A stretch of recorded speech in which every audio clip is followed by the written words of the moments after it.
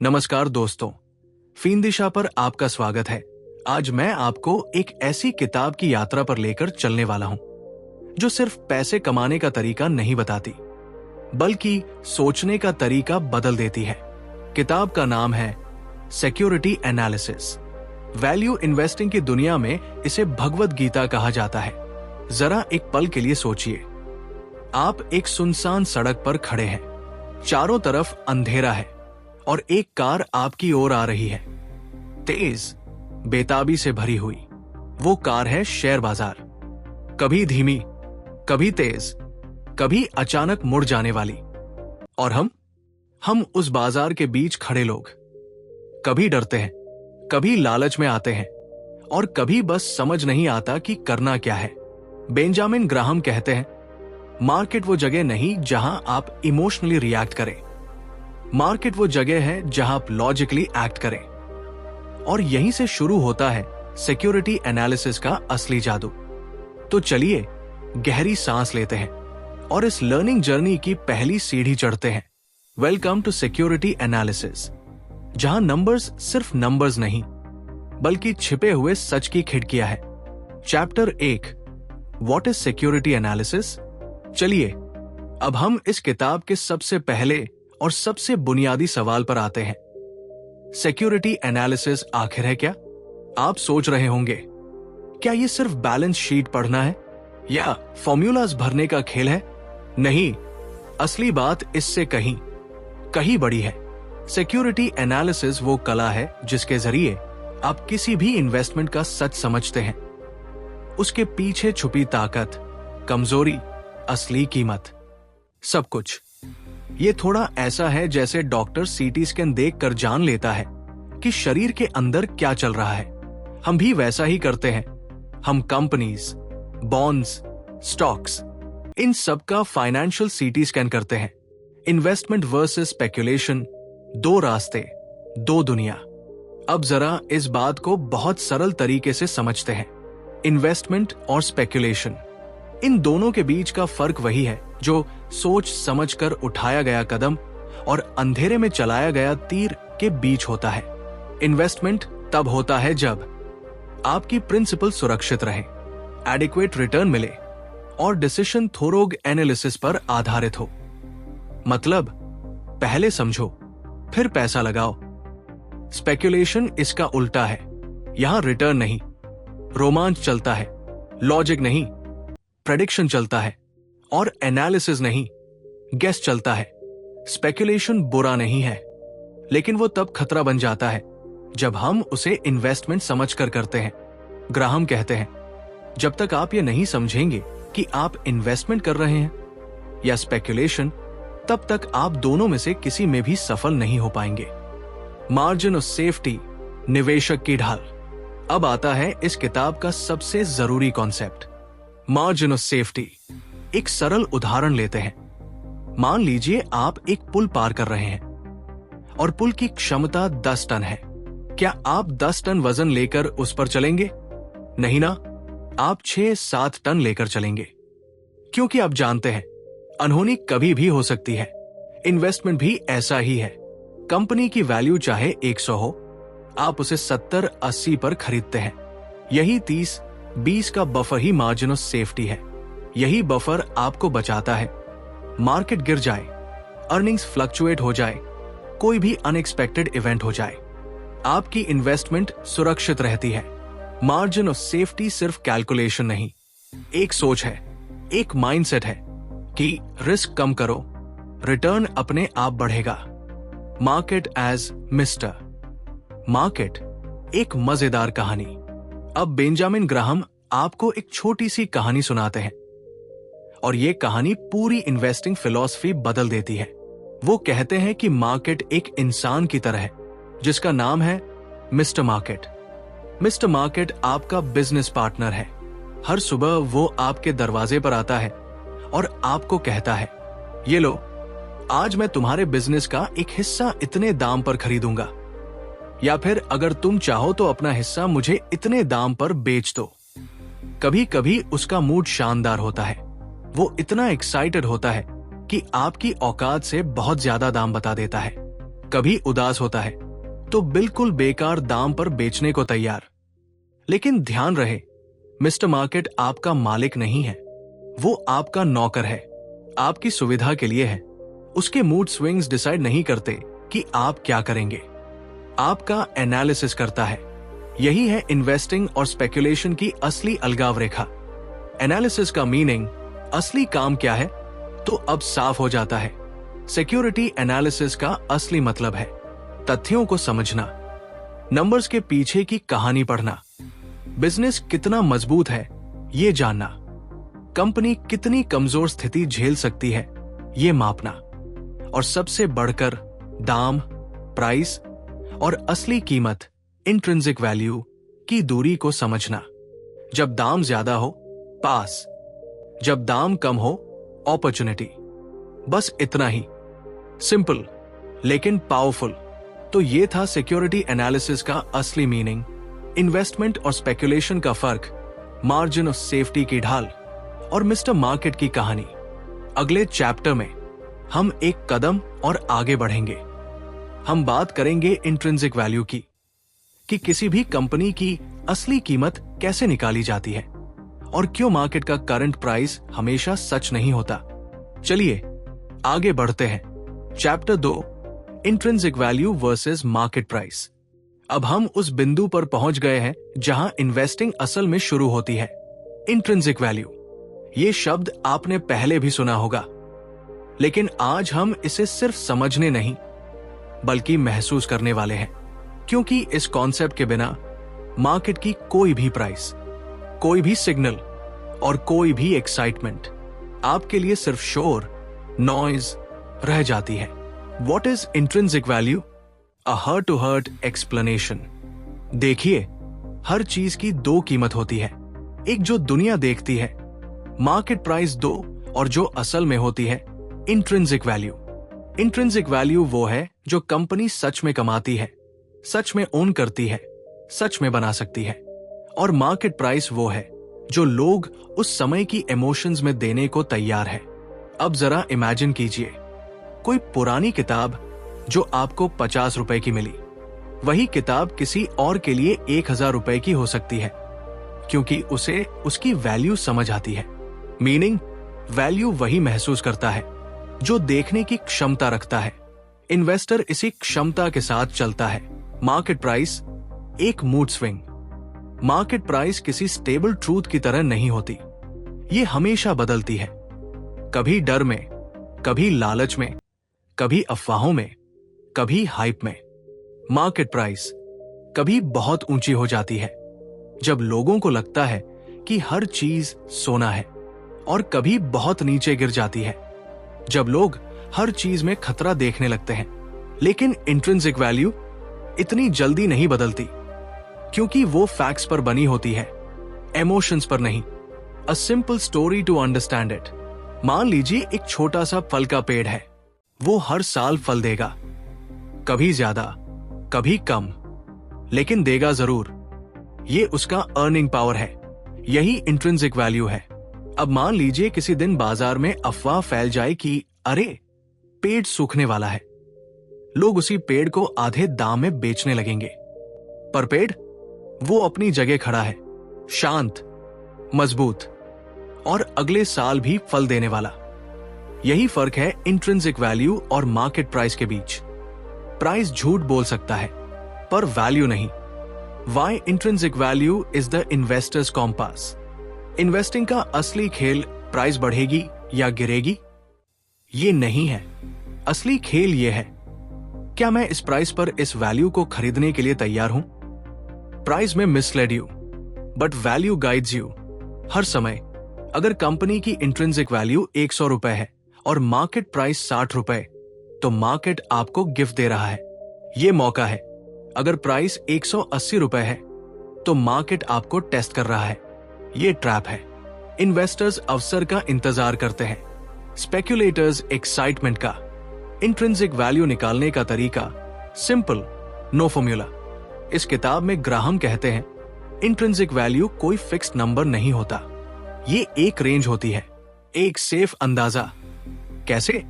Earnings का pattern देखकर, balance sheet की स्ट्रेंथ देखकर, कंपनी का मॉडल समझकर, एसेट्स की क्वालिटी देखकर, डेट लोड देखकर और लॉन्ग टर्म अर्निंग पावर का अंदाजा लगाकर। इंट्रिंसिक वैल्यू शोर में नहीं, तथ्यों में मिलती है। तो अब आपको साफ समझ आ गया, मार्केट प्राइस कभी कभी सच बोलता है, कभी कभी झूठ, लेकिन इंट्रिंसिक वैल्यू हमेशा शांत और स्थिर रहती है। अब अगला सवाल आता है, अगर इंट्रिंसिक वैल्यू और मार्केट प्राइस अलग अलग होते हैं तो इन्वेस्टर कैसे प्रोटेक्ट होता है? यहां आता है इन्वेस्टमेंट दुनिया का सबसे खूबसूरत, सबसे शक्तिशाली कॉन्सेप्ट, मार्जिन ऑफ सेफ्टी। अगले चैप्टर में हम इसी पर गहराई से उतरेंगे और जानेंगे कि यह सिंगल प्रिंसिपल कैसे लॉस को छोटा और सक्सेस को बड़ा बना देता है। Chapter 3, margin of safety. कहानी को आगे बढ़ाते हैं। अभी तक आपने समझ लिया कि किसी भी कंपनी की असली कीमत यानी इंट्रिंसिक वैल्यू कैसी होती है और कैसे मार्केट प्राइस उससे अलग चल सकता है। अब हम उस जगह पहुंच रहे हैं जहां बेंजामिन ग्राहम की सोच अपने सबसे गहरे रूप में सामने आती है। यही वो अध्याय है जिसने दुनिया भर के करोड़ों निवेशकों की दिशा बदल दी। इसका नाम है मार्जिन ऑफ सेफ्टी। मैं आपको इसे किसी किताब की तरह नहीं, बल्कि रोजमर्रा की जिंदगी की एक सच्ची स्थिति की तरह समझाऊंगा। मान लीजिए आप रात में एक पुराने पुल से गुजर रहे हैं। आपको पता है कि यह पुल 10 टन तक का वजन सह सकता है। अब आप सोचिए, क्या आप उस पर ठीक 10 टन का ही वजन लेकर चलेंगे? नहीं ना, आप शायद 7 या 8 टन पर ही रुक जाएंगे। क्यों? क्योंकि आपको पता है कि जिंदगी में अनहोनी का कोई टाइम टेबल नहीं होता। कभी भी कुछ भी बदल सकता है। निवेश में भी यही सच लागू होता है। इंट्रिंसिक वैल्यू चाहे जितनी भी हो, मार्केट कभी भी किसी भी कारण से उस वैल्यू से दूर चला सकता है। कभी डर की वजह से, कभी लालच की वजह से, कभी किसी अफवाह या खबर की वजह से। ऐसे में हमें एक सुरक्षा कवच चाहिए, एक ऐसा अंतर जो अनिश्चितता को संभाल सके। यही अंतर है margin of safety. Margin of safety का मतलब सिर्फ सस्ता खरीदना नहीं है। इसका मतलब है सुरक्षित खरीदना। ऐसी कीमत पर खरीदना जहां अगर स्थिति खराब भी हो जाए, तालाब सूख भी जाए, तो भी आपके बीज सुरक्षित रहें। ऐसी कीमत जहां गलत होने पर भी बड़े नुकसान से बचा जा सके और सही होने पर बड़े अवसर खुल जाए। इसे ऐसे समझिए, अगर किसी कंपनी की असली कीमत 100 रुपए है और मार्केट उसे 50 या 60 में दे रहा है, तो ये सिर्फ अच्छा सौदा नहीं, बल्कि एक मानसिक शांति है। क्योंकि आपने ऐसा दाम चुना है जहां अगर चीजें बिगड़ भी जाए तो भी आपके बचने की संभावना बहुत अधिक रहती है, और अगर परिस्थितियां सुधर जाए तो फायदे की संभावना और भी ज्यादा। मार्जिन ऑफ सेफ्टी असल में एक सोच है। ये एक तरीका है दुनिया को देखने का जहां आप जोखिम से भागते नहीं, बल्कि उसे समझकर, मापकर और अपने पक्ष में मोड़कर चलते हैं। अब यहां एक सवाल उठता है कि मार्केट प्राइस और इंट्रिंसिक वैल्यू में अगर इतना अंतर होता है और हम मार्जिन ऑफ सेफ्टी की मदद से सुरक्षित रास्ता चुन भी लेते हैं, तो ये अंतर पैदा कैसे होता है? मार्केट इतने अलग अलग मूड में क्यों रहता है? कभी जरूरत से ज्यादा उत्साहित और कभी बेवजह उदास। यही आता है एक ऐसा विचार जो ग्राहम की सोच में सबसे जीवंत, सबसे मानवीय और सबसे यादगार है। ये विचार है मिस्टर मार्केट। अगले अध्याय में हम इस किरदार से मिलेंगे। एक ऐसा व्यक्ति जो कभी पागलपन की हद तक उत्साही होता है और कभी दुनिया खत्म होने जैसा डर महसूस करता है। एक ऐसा साथी जो हर दिन आपके दरवाजे पर आकर कीमतें बताता है, पर जिसकी बात मानना या न मानना पूरी तरह आपके हाथ में है। चलिए अगले अध्याय में मिलते हैं, जहां हम मिस्टर मार्केट की कहानी समझेंगे और सीखेंगे कि एक समझदार निवेशक उसके मूड नहीं, उसकी गलतियों का फायदा उठाता है। Chapter 4, mister market. अब हमारी कहानी एक ऐसे मोड़ पर पहुंच रही है जहां इन्वेस्टिंग अचानक बहुत मानवीय, बहुत रिलेटेबल हो जाती है। बेंजामिन ग्राहम इस किताब में एक ऐसा किरदार पेश करते हैं जो न तो असल में मौजूद है और फिर भी हर दिन हमारे चारों ओर घूमता है। वो है मिस्टर मार्केट। इसे समझने के लिए जरा एक छोटी सी स्थिति की कल्पना कीजिए। मान लीजिए आप एक छोटे से बिजनेस के पार्टनर हैं। आपके साथ एक और पार्टनर है, उसका नाम है मिस्टर मार्केट।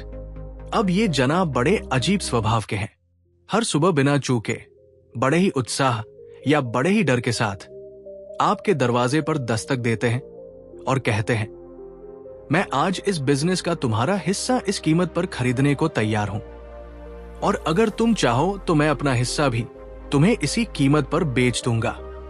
कभी कभी उनका मूड इतना शानदार होता है कि वो आपको बेवजह बहुत ऊंची कीमत बता देते हैं, इतनी ऊंची कि आप खुद हैरान हो जाए। और कभी कभी उनका मूड इतना गिर जाता है कि वो अपनी हिस्सेदारी आपको लगभग आधे दाम पर बेचने को तैयार रहते हैं, जैसे दुनिया खत्म होने वाली हो। लेकिन असली जादू यहां आता है। ग्राहम कहते हैं कि मिस्टर मार्केट आपका मालिक नहीं है, वो सिर्फ एक सूचना देने वाला है, एक मैसेंजर जो अपने मूड के हिसाब से कीमतें बताता है। आपको उसकी हर बात माननी नहीं है। आप चाहे तो उसकी तेज धड़कन को नजरअंदाज कर सकते हैं और चाहे तो उसके डर का फायदा उठा सकते हैं। यहां एक बात समझ में आती है, मार्केट हर दिन प्राइस देता है, लेकिन वैल्यू हम तय करते हैं। मार्केट हर दिन शोर करता है, लेकिन निर्णय हमारा होता है। मिस्टर मार्केट कभी सही होता है, कभी गलत, लेकिन उसका मूड स्विंग हमारी बुद्धिमानी तय नहीं करता। एक समझदार निवेशक वही है जो मार्केट के डर से नहीं डरता और मार्केट की खुशी से बहकता नहीं। वो सिर्फ एक ही चीज देखता है, क्या ये कीमत उस वैल्यू से कम है जो कंपनी सच में रखती है?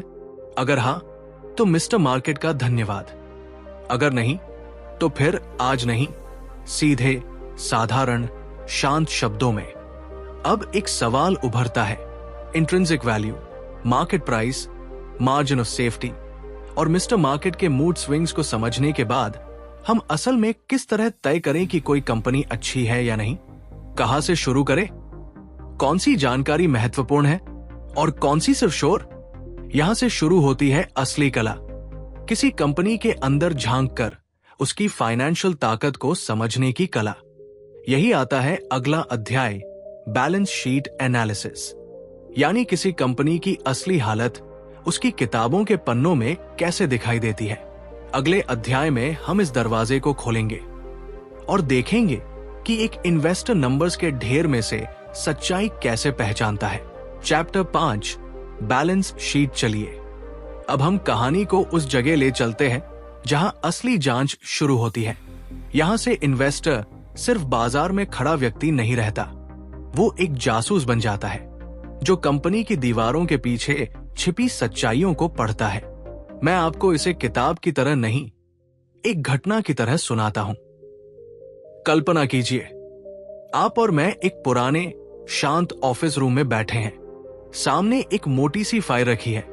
बाहरी दुनिया को यह फाइल उबाऊ लगती होगी, लेकिन एक निवेशक के लिए यह खजाने का नक्शा है। इस फाइल का नाम है बैलेंस शीट। मैं आपको यह फाइल खोलने के लिए कहता हूं। आप थोड़ा झिझकते हैं, लेकिन जैसे ही पहला पन्ना पलटते हैं, आप देखते हैं कि इसमें 3 चीजें लिखी हैं, एसेट्स, लायबिलिटीज और बीच में लिखा है ओनर्स इक्विटी। अब कहानी यहीं से दिलचस्प शुरू होती है। मैं आपसे कहता हूं, देखो, एसेट्स वो ताकत है जो कंपनी को चलाती है। कैश, मशीनें, जमीन, स्टॉक में रखा सामान, सब कुछ जो कंपनी के पास है। और लायबिलिटीज वो सच बताते हैं जो ज्यादातर लोग देखना नहीं चाहते। कंपनी पर कितना कर्ज है, कितने वादे बाकी हैं, कितनी जिम्मेदारियां उसके कंधों पर है। आप कुछ देर तक पन्ने देखते हैं, फिर मेरी तरफ मुड़कर पूछते हैं, लेकिन इससे हमें फायदा क्या? मैं मुस्कुराता हूं। यही तो खेल है, मैं कहता हूं। किसी कंपनी की बैलेंस शीट देखकर आप जान जाते हैं कि वो अंदर से कितनी मजबूत है। ये वैसा ही है जैसे किसी व्यक्ति का दिल, फेफड़े, हड्डियां एक एक्सरे में दिख जाती है। हेल्दी शरीर लंबी दौड़ जीतता है और हेल्दी बैलेंस शीट लंबी इन्वेस्टिंग जर्नी। अगर कंपनी के पास नकदी ज्यादा है और कर्ज कम, तो आप एक शांत, मजबूत इंसान को देख रहे हैं जो चुनौतियों का सामना कर सकता है। लेकिन अगर एसेट्स कम हो और कर्ज ज्यादा, तो ये व्यक्ति हर कदम पर हाम फेंका। ऐसी कंपनी एक छोटी सी ठोकर से गिर सकती है। ग्राहम हमें यही सिखाते हैं। रिस्क वही छुपा होता है जहां बैलेंस शीट कमजोर होती है, और अपॉर्चुनिटी वही मिलती है जहां स्ट्रेंथ छिपी होती है। एक मजबूत बैलेंस शीट एक मजबूत इंसान की तरह होती है, शांत, स्थिर और भरोसेमंद। अब आप फाइल बंद करते हैं और गहरी सांस लेते हैं। आपको महसूस होता है कि इन्वेस्टिंग सिर्फ संख्या नहीं, एक कहानी है, और बैलेंस शीट उस कहानी का पहला अध्याय। लेकिन कहानी यहां खत्म नहीं होती। बैलेंस शीट सिर्फ बताती है कि कंपनी के पास क्या है, पर दूसरा बड़ा सवाल यह है, कंपनी कमाती कैसे है? उसकी कमाई स्थिर है या हवा में तैरती है? उसके मुनाफे सच है या सजावट? अब हमारी यात्रा अगले कमरे में जाने वाली है।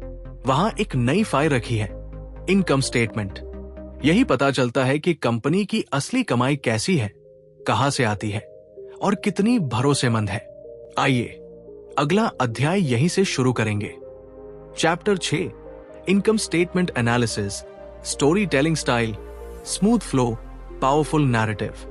हमारी कहानी अभी बैलेंस शीट के कमरे से निकली ही थी, और अब हम एक नए दरवाजे के सामने खड़े हैं। इस दरवाजे पर लिखा है इनकम स्टेटमेंट। ये सिर्फ एक कागज नहीं, कंपनी की धड़कन है। ये बताती है कि कंपनी सांस कैसे लेती है, कमाती कैसे है और जीती कैसे है। मैं आपको अंदर ले चलता हूं। कमरे में हल्की रोशनी है और बीच में एक लंबी मेज पर एक और फाइल रखी है। आप जैसे ही फाइल खोलते हैं, आपकी नजर सबसे ऊपर के शब्द पर जाती है, रेवेन्यू। मैं धीरे से कहता हूं, यह कहानी यहीं से शुरू होती है। यही वो पैसा है जो दुनिया कंपनी को देती है उस काम, उस सेवा, उस उत्पाद के बदले जिस पर उसका अस्तित्व टिका है। आप पन्ना पलटते हैं और अगला शब्द दिखता है, एक्सपेंसेस। मैं आगे समझाता हूं, जो पैसा कंपनी कमाती है, उसे कमाने में जो खर्च होता है वो यहां दर्ज है। कच्चा माल, वेतन, किराया, बिजली, कर और हर वो चीज जो कंपनी को चलाती है। अब आप फाइल में नीचे की ओर देखते हैं, वहां लिखा है नेट प्रॉफिट। मैं धीरे से बोलता हूं, यही असली सच छुपा है। दुनिया कंपनी के बारे में जो भी सोचती है, मार्केट प्राइस कितनी भी बदल जाए, कितनी भी अफवाहें चले, लेकिन यहां इस एक लाइन में कंपनी का असली चेहरा दिखाई देता है। यही है वो कमाई जो लंबे समय में वैल्यू बनाती है। आप मुझसे पूछते हैं, तो क्या बस इतना ही देखना होता है, रेवेन्यू और प्रॉफिट? मैं मुस्कुराकर सिर हिलाता हूं। कहानी इससे गहरी है। मैं कहता हूं, सवाल ये नहीं कि कंपनी कितना कमाती है, सवाल यह है कि कितनी स्थिरता से कमाती है। क्या इसकी कमाई लहरों की तरह ऊपर नीचे होती रहती है, या ये शांत नदी की तरह बहती है? क्या ये मुनाफे एक बार के हैं या हर साल वापस आएंगे? क्या ये सच है या सिर्फ कागज पर बनाए गए आंकड़े? इनकम स्टेटमेंट हमें बताती है कि कंपनी एक कलाकार है या सिर्फ एक जादूगर। एक कलाकार मेहनत से कमाता है, एक जादूगर ट्रिक से कमाता है। इन्वेस्टर हमेशा कलाकार को चुनता है। मैं आपको एक और बात बताता हूं, कई बार कंपनी मुनाफा दिखाती तो है, लेकिन कैश फ्लो कमजोर होता है। कागज खुश रहता है, वास्तविक पैसा नहीं आता। ऐसी कंपनियां दूर से चमकती हैं, पास जाने पर फीकी लगती है। ग्राहम हमें यही समझाना चाहते हैं कि कमाई सिर्फ एक संख्या नहीं, एक कैरेक्टर होती है, और कैरेक्टर हमेशा स्थिरता में दिखाई देता है। आप फाइल को धीरे से बंद करते हैं। अब आपको समझ आ गया है कि बैलेंस शीट और इनकम स्टेटमेंट मिलकर कंपनी की असली कहानी बताते हैं। एक बताती है क्या है, दूसरी बताती है क्या कमा रही है। लेकिन अभी एक और सवाल बचा है, कंपनी कितना कमाती है, कितना खर्च करती है, कितनी मजबूत है? ये सब तो हमने देख लिया, पर कंपनी अपने मुनाफे का क्या करती है? क्या वो इसे फिर से बिजनेस में लगाती है? क्या वो इसे बचाती है, या क्या वो इसे हमारे साथ यानी शेयर होल्डर्स के साथ बांटती है? यही फैसला कंपनी की परिपक्वता, उसकी सोच और उसके भविष्य को दिखाता है। अब हमारी कहानी अगले कमरे में जाएगी, डिविडेंड पॉलिसी। ये अध्याय बताएगा कि कंपनी अपने पैसे के साथ कितनी समझदारी दिखाती है। चलिए अगले अध्याय की ओर बढ़ते हैं। Chapter 7, dividend policy. हम अब इनकम स्टेटमेंट के कमरे से बाहर निकलकर एक शांत गलियारे में चल रहे हैं। यहाँ माहौल थोड़ा अलग है, न ज्यादा शोर न ज्यादा चमक। लेकिन इस गलियारे के अंत में एक दरवाजा है जो निवेशक के दिल के सबसे करीब होता है। इस दरवाजे पर लिखा है डिविडेंड पॉलिसी। मैं ये दरवाजा खोलता हूं और आप अंदर कदम रखते हैं। अंदर का कमरा बहुत साधारण है।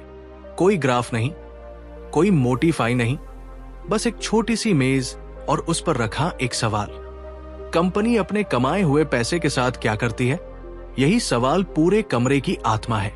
मैं आपकी तरफ देखता हूं और कहता हूं, कई लोग इन्वेस्टिंग को सिर्फ शेयर प्राइस और न्यूज से जोड़ते हैं, लेकिन असली बात यहां छिपी है, यानी कंपनी अपने लाभ के साथ कैसा व्यवहार करती है। कहानी को आसान बनाते हैं। कल्पना कीजिए आप किसी व्यक्ति को जानते हैं जो हर महीने ठीक ठाक कमाता है, लेकिन उसका चरित्र क्या है, उसकी सोच कैसी है, ये आप उसके खर्च करने के तरीके से समझते हैं। कुछ लोग पैसा आते ही उड़ा देते हैं, कुछ लोग उसे संभाल कर रखते हैं और कुछ लोग उसे ऐसे लगाते हैं कि वो और अधिक मूल्य पैदा करे। कंपनियां भी इंसानों जैसी होती हैं। कुछ कंपनियां अपने प्रॉफिट्स को बांट देती हैं और शेयर होल्डर्स को रिवॉर्ड करती हैं। कुछ कंपनियां कहती हैं, हम कमाई को बिजनेस में वापस लगाएंगे ताकि ये और बढ़े। और कुछ कंपनियां सिर्फ दिखावे के लिए डिविडेंड देती हैं, जबकि असल में उनकी स्थिति कमजोर होती है। अब यहाँ एक दिलचस्प बात आती है। डिविडेंड देना अच्छा है क्योंकि ये कंपनी की स्थिरता का संकेत देता है। ये बताता है कि कमाई नकली नहीं, सच्ची है, कि बिजनेस में भरोसा है, कि मैनेजमेंट जिम्मेदार है। लेकिन हमेशा डिविडेंड ही सही रास्ता नहीं होता। अगर कोई कंपनी बहुत तेजी से बढ़ सकती है तो उसके लिए अपने पैसे को वापस बिजनेस में लगाना ही समझदारी होती है। ये वैसा ही है जैसे कोई किसान अपने बीज का एक हिस्सा खा ले और एक हिस्सा फिर से खेत में बो दे ताकि अगली फसल और बड़ी हो। ग्राहम कहते हैं कि डिविडेंड पॉलिसी मैनेजमेंट की नीयत बताती है। क्या वे शेयर होल्डर्स का सम्मान करते हैं? क्या वे वैल्यू क्रिएट करना चाहते हैं? क्या उनका फोकस शॉर्ट टर्म चमक पर है या लॉन्ग टर्म ताकत पर? आप इस छोटे कमरे में कुछ देर खड़े रहते हैं। आपको महसूस होता है कि डिविडेंड कोई साधारण चीज नहीं, बल्कि कंपनी की सोच का आईना है। और अब एक नया सवाल उभरता है। कंपनी कितनी कमा रही है, कितना बांट रही है, कितना बचा रही है, ये सब ठीक है। लेकिन अगर किसी कंपनी पर कर्ज हो या उसकी पूंजी गलत तरह से बनी हो, तो क्या वो मजबूत रह पाएगी? यहीं से कहानी अगले अध्याय में मुड़ती है। हम उस हिस्से में जाएंगे जहां बिजनेस की असली रीढ़ देखी जाती है। ये रीढ़ है कैपिटल स्ट्रक्चर। अगला अध्याय बताएगा कि कंपनी की बनावट कैसी है, कितना कर्ज लेकर चल रही है, कितना बोझ उठा सकती है और उसकी नींव कितनी गहरी है। चलिए आगे बढ़ते हैं कैपिटल स्ट्रक्चर की दुनिया की ओर। Chapter 8, capital structure. हम अब डिविडेंड पॉलिसी के कमरे से बाहर आ गए हैं और सामने एक लंबा भारी सा दरवाजा दिखाई देता है। मैं हल्की मुस्कान के साथ कहता हूं, यही वो जगह है जहां किसी भी कंपनी की असली हड्डियों की मजबूती का पता चलता है। दरवाजे पर लिखा है कैपिटल स्ट्रक्चर। आप अंदर आते हैं। ये कमरा बाकी कमरों से बिल्कुल अलग है। यहां हवा में थोड़ी गंभीरता है, जैसे यहां की हर चीज धीरे धीरे सोच समझ कर काम करती हो। मैं मेज पर रखी 2 भारी ईंटें उठाकर रखता हूं। एक ईंट पर लिखा है डेट, दूसरी पर इक्विटी। और फिर मैं शुरुआत करता हूं। किसी भी कंपनी की पूंजी, उसका जीवन चलाने का ईंधन 2 ही जगहों से आता है, अपना पैसा और उधार का पैसा। डेट यानी वो वादा जो कंपनी को हर हाल में निभाना है, चाहे मुनाफा हो या नुकसान, कर्ज वापस करना ही पड़ेगा। ये उसी तरह है जैसे आप किसी से कुछ उधार ले तो चाहे जेब खाली हो, आपको लौटाना ही होगा। इक्विटी अलग है। ये उस परिवार जैसा है जो मुश्किल में आपका साथ देता है। शेयर होल्डर्स कंपनी के मालिक होते हैं और मुनाफा तभी पाते हैं जब कंपनी सच में कमाए। उन पर कोई तय जिम्मेदारी नहीं होती कि उन्हें हर हाल में पैसा देना ही है। मैं आगे कहता हूं, यहीं से कहानी दिलचस्प होती है, क्योंकि कंपनी पर कितना कर्ज है और कितनी इक्विटी है, यह तय करता है कि बिजनेस कितना मजबूत है। अगर कर्ज बहुत ज्यादा हो तो कंपनी सुबह उठते ही दो लड़ाइयां लड़ती है, एक बाजार की और दूसरी कर्ज देने वालों की। ऐसी कंपनियां छोटी सी हवा में भी हिल जाती है। लाभ कम हुआ तो खतरा, मार्केट धीमा हुआ तो खतरा, एक गलत निर्णय और कंपनी टूट सकती है। लेकिन अगर कंपनी का कंधा हल्का हो, कर्ज कम हो और इक्विटी मजबूत हो तो वो तूफान में भी टिक सकती है। ऐसी कंपनियां धीरे धीरे बढ़ती हैं, लेकिन स्थिरता उनकी सबसे बड़ी ताकत होती है। आपकी आंखों में जिज्ञासा दिखती है। आप पूछते हैं, तो निवेशक को किसे चुनना चाहिए? मैं आपके सामने बैठकर धीरे से कहता हूं, वही कंपनियां सुरक्षित होती हैं जिनकी नींव मजबूत हो, जिनके पास इतना कर्जा हो जिसे वे आसानी से संभाल सके, जो विकास अपने पैरों पर खड़ी होकर कर सके, ना कि कर्ज की बैसाखियों पर। कैपिटल स्ट्रक्चर एक तरह से कंपनी की रीढ़ है। अगर रीढ़ कमजोर है तो शरीर कभी सीधा नहीं चल पाएगा, और अगर रीढ़ मजबूत है तो कंपनी हर कठिनाई में टिक जाएगी। अब हम इस कमरे से बाहर निकलने लगे हैं और गलियारे में एक हल्की सी रोशनी दिखाई देती है। मैं रुककर कहता हूं, अब तक हमने जाना कि कंपनी के पास क्या है, कितना कमाती है, क्या बचाती है और कंधों पर कितना बोझ उठाती है। लेकिन एक सवाल अभी भी बाकी है। मैं आपकी तरफ देखता हूं। इन सारी चीजों का आखिर निवेशकों पर असर कैसे पड़ता है? कौन सी सुरक्षा सबसे सुरक्षित है, कौन सी सबसे जोखिम भरी, कौन सा इन्वेस्टमेंट किस परिस्थिति में सही है? यहीं से कहानी 3 दिशाओं में बंटती है, बॉन्ड्स, प्रेफर्ड स्टॉक्स और कॉमन स्टॉक्स। अब हम अगले अध्याय में उस राह पर चलेंगे जहां हम सीखेंगे कि किस तरह अलग अलग प्रकार की सिक्योरिटीज अलग अलग तरह के स्वभाव और जोखिम लेकर आती है। तैयार हो जाइए, अगला अध्याय हमें बॉन्ड्स की दुनिया में ले जाएगा। Chapter 9, bonds, fixed income securities, story telling style, deep and flowing, simple conversational tone. हम अब कैपिटल स्ट्रक्चर के गलियारे से आगे चलते हुए एक शांत, स्थिर कमरे में प्रवेश करते हैं। ये कमरा बाकी सभी कमरों से अलग है।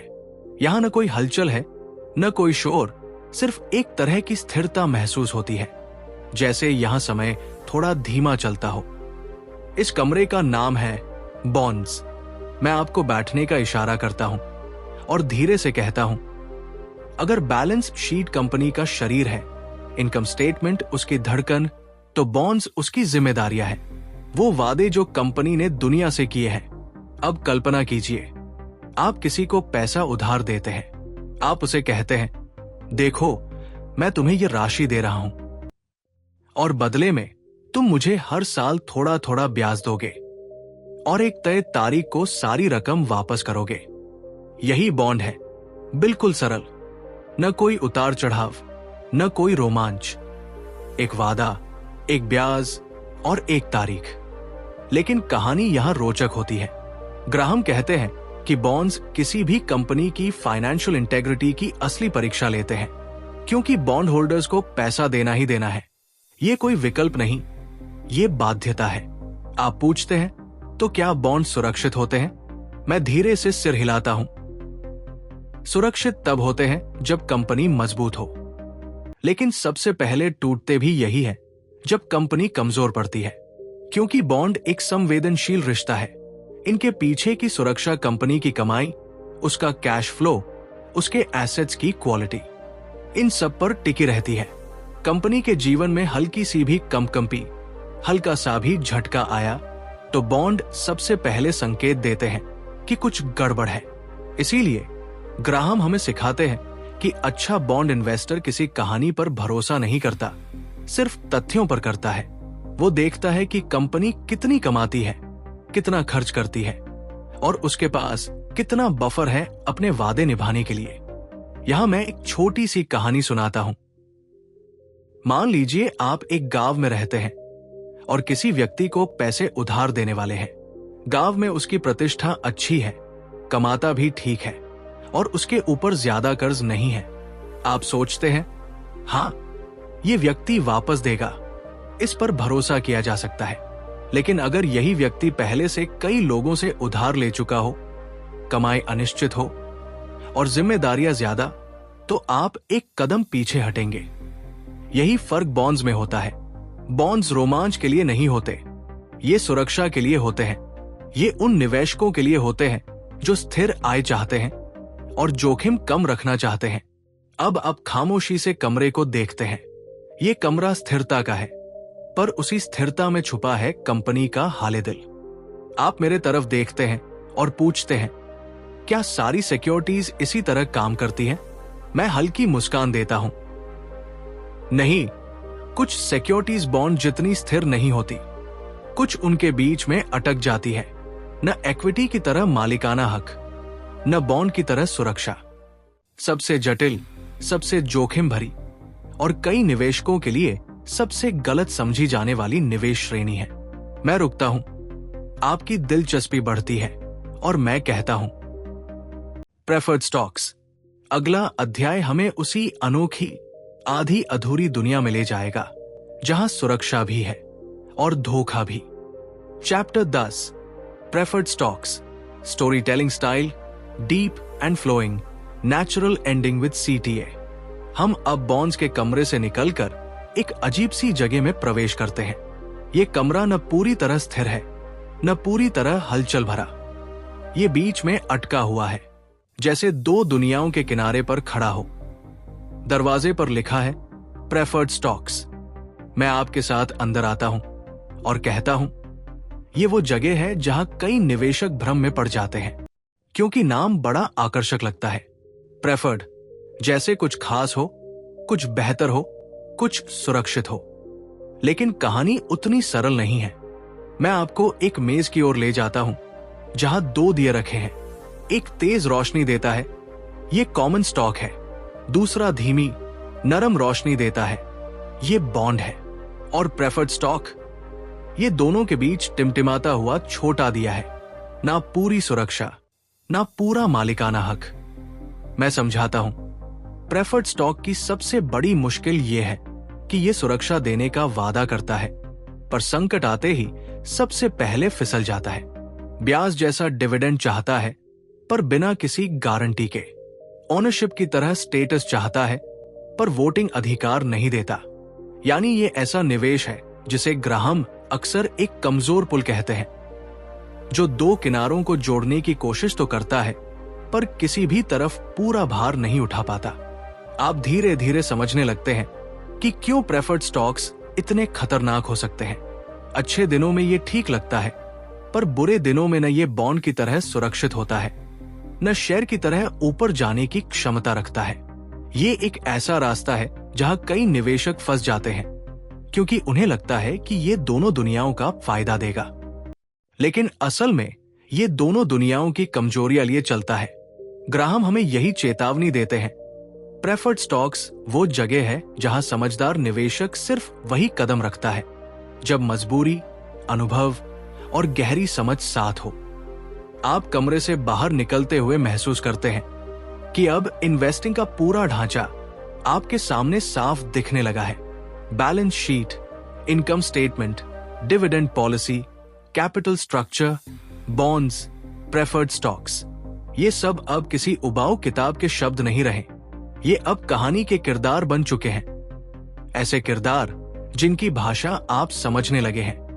हम गलियारे में वापस खड़े होते हैं और मैं आपसे कहता हूं, अब हमारी ये यात्रा यहां खत्म होती है, लेकिन असली यात्रा, निवेशक बनने की यात्रा यहीं से शुरू होती है। थोड़ी देर की खामोशी के बाद मैं आगे कहता हूं, सिक्योरिटी एनालिसिस कोई तकनीक नहीं, एक नजरिया है, दुनिया को देखने का तरीका है। भावनाओं पर चलने से बचाकर तथ्यों और तर्क पर खड़ा रहने की कला है। और अगर आपने ये कहानी समझ ली तो आप भी उन इन्वेस्टर्स में शामिल हो जाते हैं जो मार्केट की लहरों पर नहीं, अपने सिद्धांतों पर चलते हैं। अब कहानी अपने अंतिम वाक्य पर पहुंचती है। अगर आपको ये यात्रा पसंद आई हो, अगर आप चाहते हैं कि मैं अगली किताबों, अगले कॉन्सेप्ट्स, अगले इन्वेस्टिंग फ्रेमवर्क्स को इसी कहानी वाले अंदाज में खोलकर सुनाऊं, तो चैनल को जरूर सपोर्ट करें, सब्सक्राइब करें और इस सफर का हिस्सा बने रहें, क्योंकि आगे आने वाली यात्राएं और भी गहरी, और भी रोचक, और भी ज्ञान से भरी होंगी। शेयर करें अपने दोस्तों और परिवार के साथ, ताकि वे भी मार्केट को डर नहीं, एक अवसर की तरह देखें। जय हिंद।